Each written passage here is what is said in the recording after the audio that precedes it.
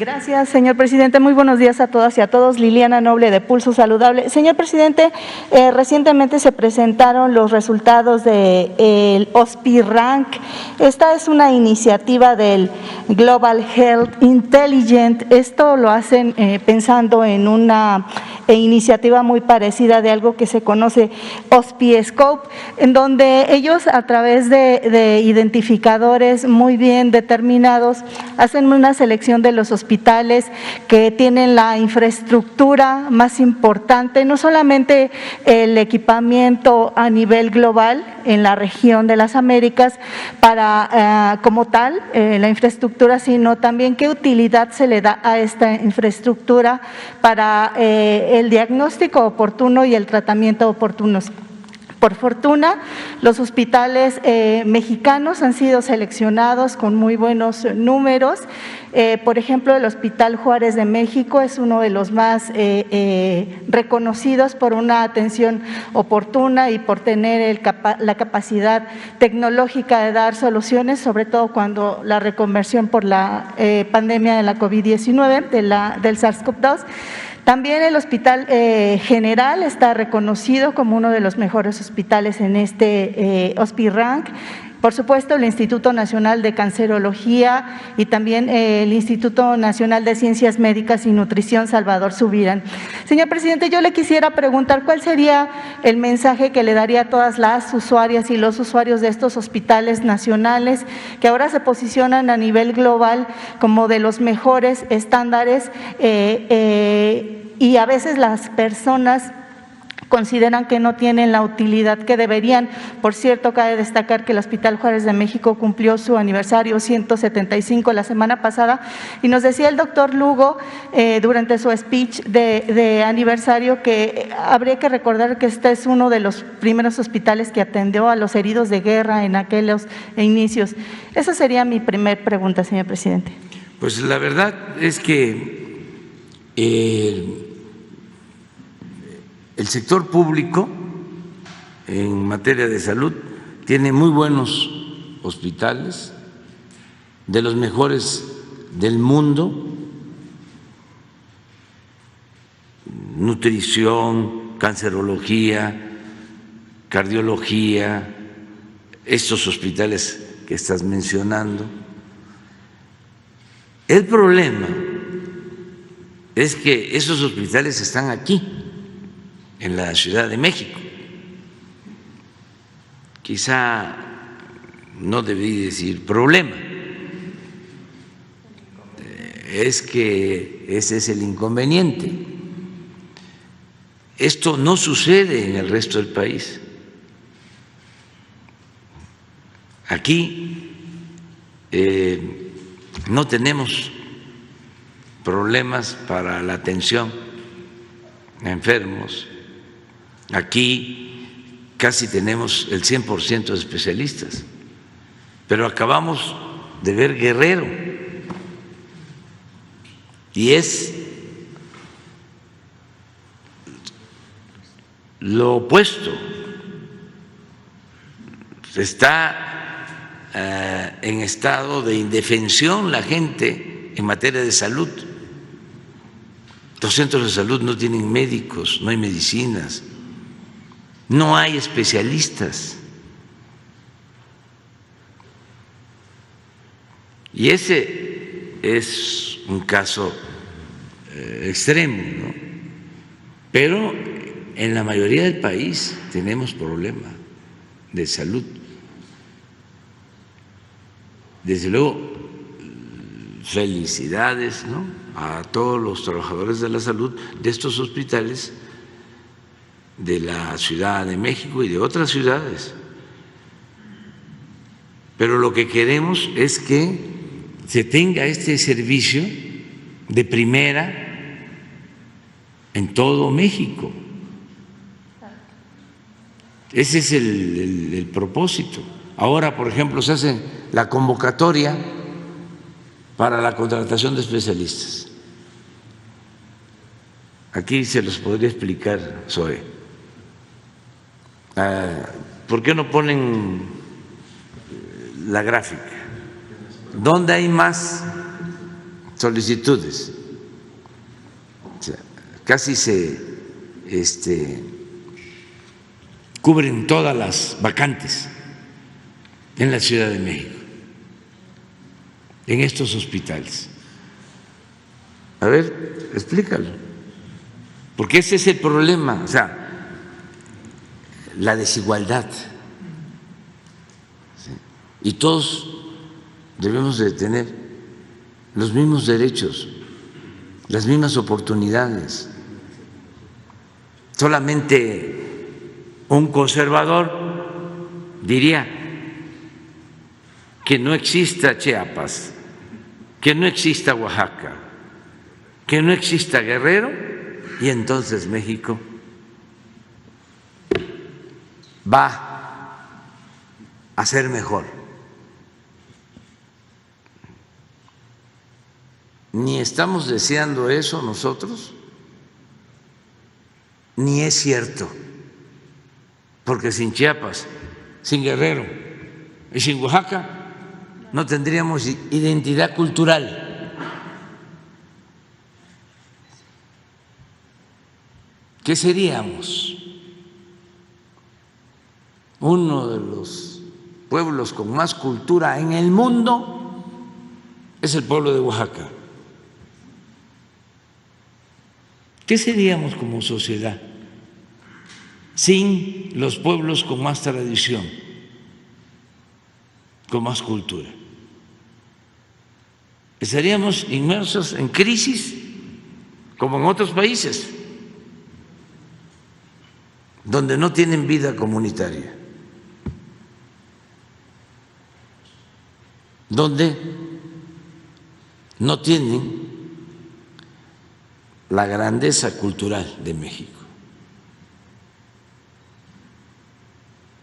Pero sí tenemos esto, que es lo que se está atendiendo. Es esta la realidad. A ver.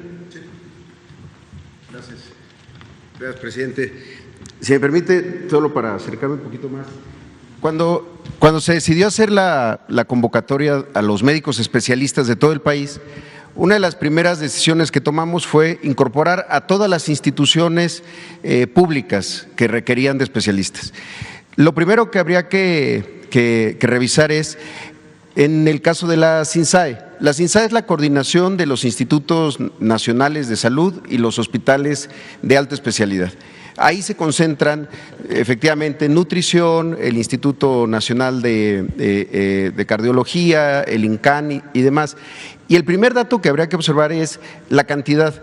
Lo que necesitaban ellos de médicos especialistas pues era menor, es decir, su déficit de médicos especialistas, de vacantes, era muy pequeña si la comparamos, por ejemplo, con lo que se concentra a través del INSABI. Y de estos, por eso se alcanzó este 92%. Son los hospitales que refiere el presidente, que la mayoría están aquí en la Ciudad de México. Ahora, incluso en el caso del IMSS, en el régimen ordinario, el IMSS está presente en donde hay derechohabientes, personas aseguradas, trabajadores asegurados y sus beneficiarios. También tiene de alguna manera mucho más componente urbano, por decirlo de alguna forma. Y ahí vemos cómo se alcanza una cobertura de 31.5%. Pero esta cobertura se alcanzó sobre todo en grandes ciudades también. Entonces, ¿dónde está la situación más grave? Otra vez, aquí y en el IMSS Bienestar. Porque estos hospitales, este sistema, el INSABI más IMSS Bienestar, es el que atiende a la población sin seguridad social. Y estos hospitales entonces son básicos comunitarios, integrales, hospitales más pequeños de 20 camas hasta 40 camas, que son los que están en los municipios más apartados, con mayores índices de pobreza y de marginación.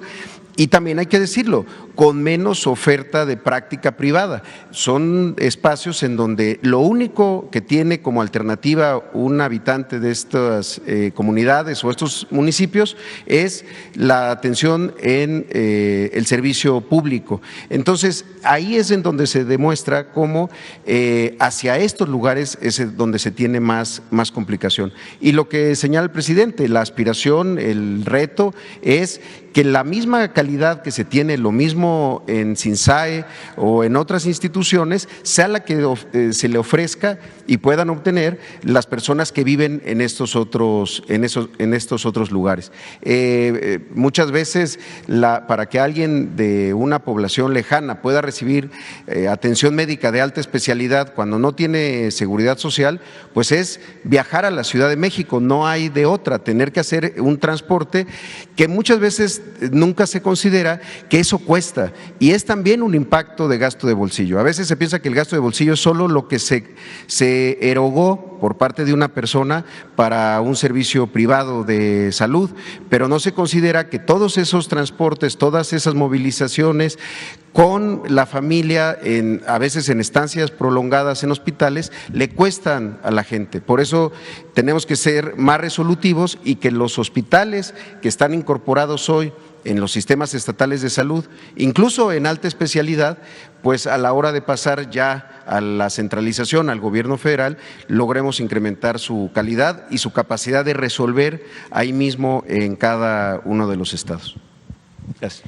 Señor presidente, un dato que quisiera adicionar, si me lo permite, y una disculpa que omití el nombre de todos los hospitales, pero hay hospitales también que pertenecen al Instituto Mexicano del Seguro Social, clínicas que están ahí ranqueadas, pero sobre la importancia de este estudio es que están los hospitales públicos sobre los privados en el país y están reconocidos en la región. Entonces yo creo que ese también es el valor y la valía de este interesante estudio. En un segundo cuestionamiento quisiera saber si el doctor Alcocer pudiera platicarnos un poco más a los acuerdos que llegaron este fin de semana con los padres y las madres de los niños que padecen cáncer, y también tengo entendido que van a seguir acrecentando este estudio que se denomina el Registro Nacional de Cáncer, que ya lleva varios años, pero que es una radiografía general del país de cómo se encuentra México en esta enfermedad tan compleja que deja en la pobreza a las familias y que desafortunadamente en la mayoría de los casos no hay una pronta cura, no hay una cura como tal. Gracias. Con su permiso, señor presidente. Efectivamente, se dio el cumplimiento a lo que solicitaron los padres y los padres de los niños con cáncer, básicamente, y que fue ubicado esto en la prensa en todo el país para que fuese esto el sábado. El señor presidente, desde un día antes o 2 días antes, señaló que él no estaría, pero que en su lugar, y le agradezco su confianza, estuviera yo.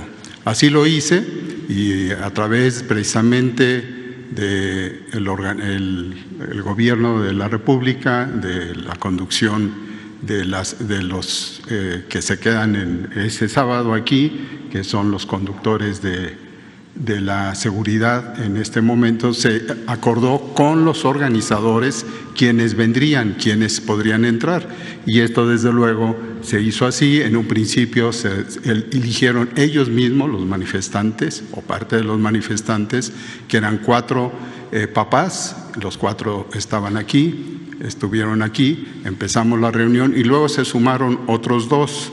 Y lo que quisiera yo señalar es que hablar con la verdad a veces cuesta, y no todos los padres que estuvieron aquí fueron muy decentes. Estuvimos en lo que acordamos de principio, en una amistad de comunicación, y esto desde luego se dio durante prácticamente 2 horas. En los medios se dijo que rápidamente, ¿no? Estuvimos con toda la tranquilidad que estaba un sábado en una manifestación, y escuchamos y nosotros también agregamos a sus inquietudes, a su dolor que reconocemos y al camino que nos han señalado ellos en algunos momentos cuando dicen aquí no hay medicamentos, aquí sí los hay, pero no los quieren dar. Y muy ubicado en esto, aunque en la salud ustedes saben que hay muchas vertientes y todas ellas son muy importantes, todas las enfermedades, no solo el cáncer, y lo hemos demostrado los médicos, los profesionistas y la población, lo que se puede hacer cuando estamos unidos y estamos con una idea de sumarnos ante una situación como ha sido la pandemia. Pero en este caso también se ha utilizado, no entro en detalle, se ha señalado mucho, en una politiquería y se puso de manifiesto en eso. Frente a estos papás y dos que se sumaron, con todo respeto, no dos papás, la abogada que conduce a un grupo de pacientes en términos amplios y una nueva paciente, o no madre, sino paciente en sí de cáncer, que estuvo aquí presente, de Michoacán, representando en cierta forma a más de 50 mujeres con cáncer de seno. Estuvieron oyendo y dieron sus impresiones. Sin embargo, después la comunicación de estas dos últimas asistentes, que por cierto no había consenso de que fueran escuchadas por diferentes razones, y yo me tomé la libertad, porque la libertad es de oír, de escuchar, y este es un derecho, de que estuvieran ahí, y las cosas se dieron en paz, desde luego, cumpliendo esa situación. Y hablamos de cosas que venían manifestándose, por ejemplo, las quimioterapias famosas, que ya es uno de sus inquietudes mayores para algunos, no para los padres que desde hace 52 semanas se reúnen con funcionarios ahí presentes de la Secretaría de Salud, y que lo propio se hace en el Seguro Social con otro grupo de médicos, y hemos intercambiado opiniones constantes con ellos, y de hecho me comprometí que cada 3 meses podíamos hablar ya de temas particulares. Toqué yo personalmente el tema de las quimioterapias, no les voy a llenar de datos, aunque poco fue esto difundido, y sí se hizo ver que desde el 6 de enero de este año se han logrado más de 110,000 mezclas de estos medicamentos, que tienen que ser muy precisos, muy certeros, muy eficientes, y desde luego que son en el momento actual uno de los grandes cambios que estamos logrando. ¿Qué quiero señalar? Es que la mayor parte de estas mezclas de medicamentos llegan a ser tóxicas todavía para células del propio individuo que las recibe normales, porque no tenemos todavía la disección puntual de que esta es célula cancerosa, se lo damos para este grupo de células este medicamento, y para las normales que lo reciben, pues también hay daño. Pero lo que platicamos, estamos en una nueva etapa donde estas quimioterapias, que no solo son para el cáncer, para muchas enfermedades se usan esas quimioterapias, se han mejorado precisamente a través de la experiencia ganada durante la pandemia, porque muchos de esos fármacos nuevos, y aprovecho para señalar otro número, los números no dicen más que orientan algunas cosas, lo que va a la administración se cuenta con 70 nuevos medicamentos que se aceptan por su seguridad y calidad a través de COFEPRIS. Y estuvo ahí el comisionado de COFEPRIS explicando esto, y regresando al número de las quimioterapias, 110,000 o más de 110,000 que se han dado con esa seguridad, han sido para varios hospitales, básicamente sí de la Ciudad de México, pero tenemos en puerta hacerlo regional esto para otros estados, progresivamente. Y se están viendo en algunas instituciones, lo tienen muy bien agendado, muy bien seguido el Instituto Mexicano del Seguro Social, que participa en toda esta acción sectorial, como la mortalidad en leucemias, por ejemplo, va hacia la baja. Y científicamente se están identificando sitios, causas, razones por las que está la prevalencia, el número de casos de leucemia infantil, que es una de las más importantes, no solo por el significado del dolor ante un niño, ante un ser humano que está perdiendo su vida tempranamente, sino porque también eso tiene participación en otro tipo de enfermedades. En el caso de las quimioterapias, ya lo señalé, y también se habló de la posibilidad de que estos recursos que se están ampliando en cuanto al registro de quienes sufren cáncer, y cáncer en adultos, que es el 90%, y un 10% aproximadamente de los niños, se tengan registrados nuevamente en una acción que no se ha perdido en todo el país, no se ha dejado, y que ahora va a ser progresivamente para cubrir todo el país, y esto gracias al apoyo del cuerpo legislativo, que hay que reconocer que puso a una especial atención a ello, y desde luego son de los ejemplos que hablamos, y termino diciendo que así como algunos reconocen esto, ojalá otros que tienen esa posibilidad de hacerlo, lo hagan pronto. Desde el lunes, o sea, desde ayer, y no es cierto que no hubo acuerdos. En el estado de Michoacán, de inmediato, dos médicos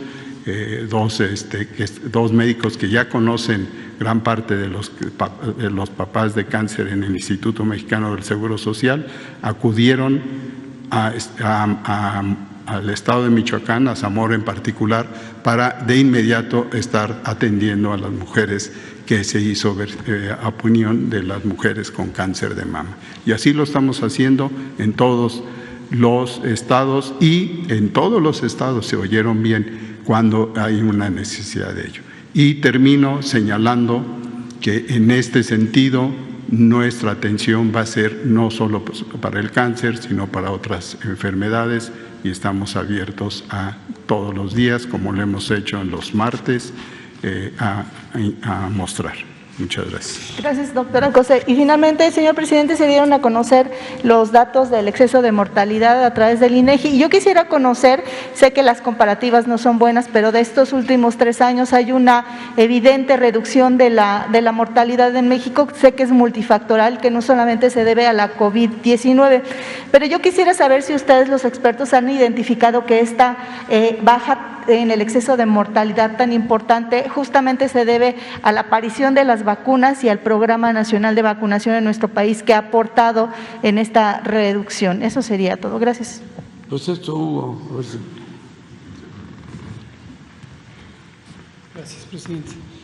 Gracias, Liliana Noble, de Pulso Saludable.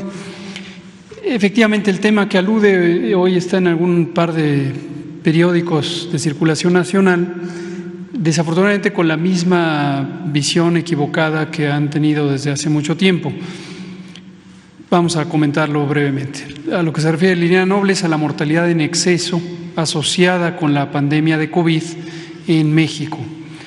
Desde julio de 2020, es decir, a los pocos meses que empezó la epidemia de COVID-19, iniciamos un trabajo de colaboración interinstitucional coordinado por la Secretaría de Salud, en el que participa el INEGI, que es una institución autónoma, el CONAPO, el el RENAPO, el Registro Nacional de Población, que pertenece a la Secretaría de Gobernación, el Instituto Mexicano del Seguro Social, el Instituto Nacional de Salud Pública, que ha jugado un papel crucial en estos análisis, la Organización Panamericana de la Salud, y espero no estar olvidando a alguien.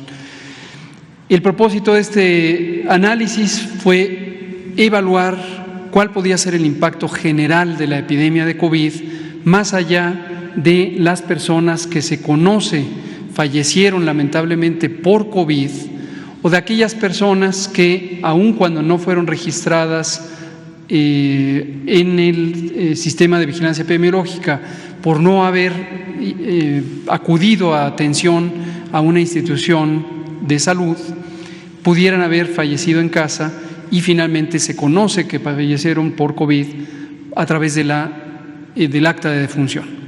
Entonces, este trabajo, julio de 2020, es un trabajo del Gobierno de México, que coordina la Secretaría de Salud.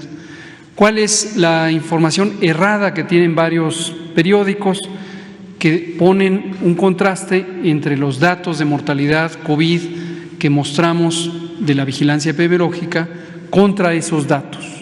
a pesar de que hemos explicado en innumerables ocasiones la diferencia de estas dos cifras. La consecuencia adversa de esa distorsión de la información es que empiezan a proyectar una idea de que en la Secretaría de Salud tenemos un dato y en el INEGI tienen otro dato, cuando es el mismo proceso de análisis que hacemos conjuntamente. En la página coronavirus.gov.mx publicamos quincenalmente el boletín de exceso de mortalidad que precisamente muestra estos análisis. Ahora termino comentando, este análisis ha sido muy importante. México fue uno de los primeros países del mundo que empezó a hacer este tipo de análisis, al tiempo que lo hacía también algunos países europeos occidentales. Lo ha hecho Estados Unidos, lo ha hecho Canadá, con una metodología que se conoce desde hace tiempo en la comunidad de salud global y que hemos utilizado para que sea comparable en el mundo. En el mundo entero, para aquellos países que hacemos este tipo de datos, de análisis de datos, se ha encontrado que la mortalidad por COVID es menor a la mortalidad relacionada con la epidemia, porque hay otras causas de muerte durante la epidemia que aumentaron. Y en general en el mundo, en promedio, hay un incremento, un aumento de mortalidad durante la epidemia de COVID, que no necesariamente es causada por el COVID, sino por otras causas, de aproximadamente una tercera parte o más o menos una tercera parte en promedio, en todos los países del mundo que hacen este análisis. Es decir, México no es diferente a lo que ha ocurrido en otras partes del mundo. Y esa es la información que periódicamente publicamos, quincenalmente. Quien la quiera revisar está en el portal coronavirus.gov.mx y se llama Boletín de Exceso de Mortalidad durante la epidemia de COVID. Ahora, lo último que digo es, la noticia positiva es que efectivamente desde que empezó la vacunación COVID empezó a reducirse no solamente la mortalidad causada por COVID, sino en general empezó también la normalización de actividades en el sector salud y en la vida pública en general, y empezó con ello a reducirse el impacto de la epidemia en todas las causas de muerte. De tal manera que en el último semestre, que es lo que llevamos del año 2022, no ha existido exceso de mortalidad. En 2022, hasta donde llevamos, es aproximadamente la misma mortalidad que tenemos históricamente en los años recientes. Muchas gracias.